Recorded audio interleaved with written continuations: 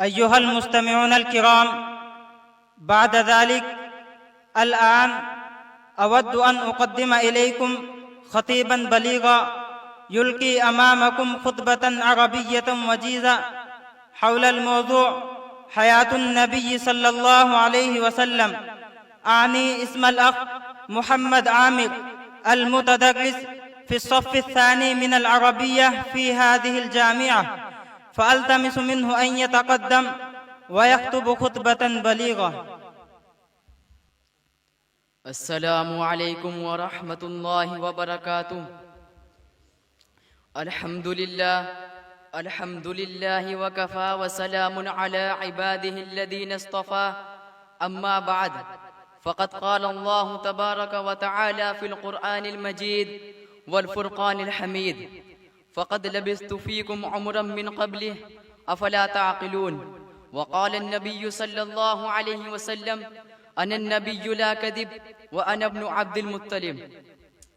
رئيس الجامعة وضيوفنا الأجلة وإخواني في الدين، أشكر الله سبحانه وتعالى الذي شرفني بألقاكم لأتحدث معكم عن إمام الكل وهادي السبل وسيد الأنبياء والرسل، وأقص عليكم قصة حياته من ميلاده إلى وفاته، فالرجاء من سماحتكم الاستماع إليها بقلوب مؤمنة وآذان واعية وجباه خاشعة. أيها الحفل الكريم، ولد النبي صلى الله عليه وسلم بمكة صباح اليوم 12 من شهر ربيع الأول لعام الفيل في بني هاشم من قريش، وهي أفضل القبائل في العرب والعجم.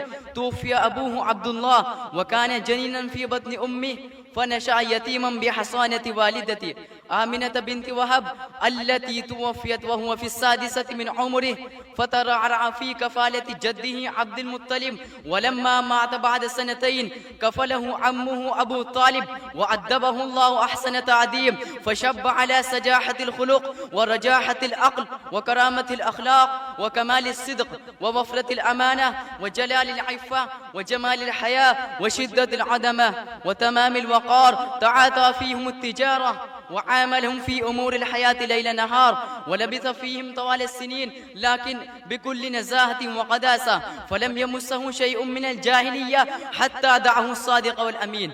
أيها المستمعون، ها هي حياته قبل البعثة. ولما بلغ 40 من عمره بعثه الله نبيا ورسولا، فقام داعيا إلى الله بإذنه وسراجا منيرا، فبشر وأنذر ودعا الناس إلى عبادة الله وحده والابتعاد عن الكفر والشرك وخصائص الجاهلية وفضائح الأخلاق. فحميت قريش وأنفت القبائل وثارت ثائرة العرب، فخالفوه وعاندوه وحاصروه وقاطعوه وسموه ساحرا ودعوه شاعرا وفندوا آراءه ورموه بالحجارة ووضعوا في سبيله الأشواك وألقوا عليه سل الجزور وصدوا عن سبيله ونسبوا له الحبائل وتربصوا به الدوائر حتى أرادوا قتله، ولم يتركوا سبيلا إلا سلكوا في بغضه وعناده. لكن الرسول صلى الله عليه وسلم ما زال صابرا على الأذى محتملا للمكروه ومستمرا في دعوته أعواما طوالا. ولما زاقت به الأرض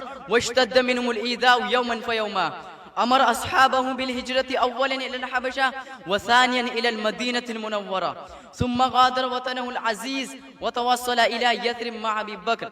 ثم عادت الهجرة أكبر عامل لشيوع الإسلام في جزيرة العرب ونفوذه فيما يجاورها من العواصم والبلدان.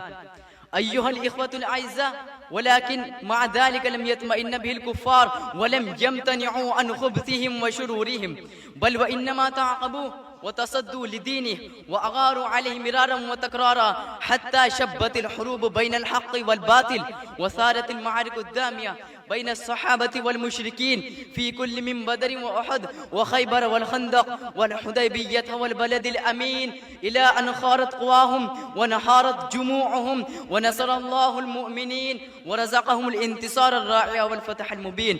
ودخل النبي صلى الله عليه وسلم فاتحا مبرورا ومعززا منصورا، ثم طهر الكعبة من الأوثان وقشع الظلام الكفر ورفرف لواء الإسلام. وكانت قريش وانفة القبائل القبائل وصارت ثائرة العرب فخالفوه وعاندوه ودخل الناس في دين الله أفواجا ثم قام بتدبير الشؤون وإرسال الدعوة إلى الملوك وإظهار الإسلام على الدين كله حتى جاءه اليقين ولحق بالرفيق الأعلى يوم الاثنين بالثاني عشر من شهر ربيع الأول من العام العادي عشر الهجري. حسبنا به وكفى.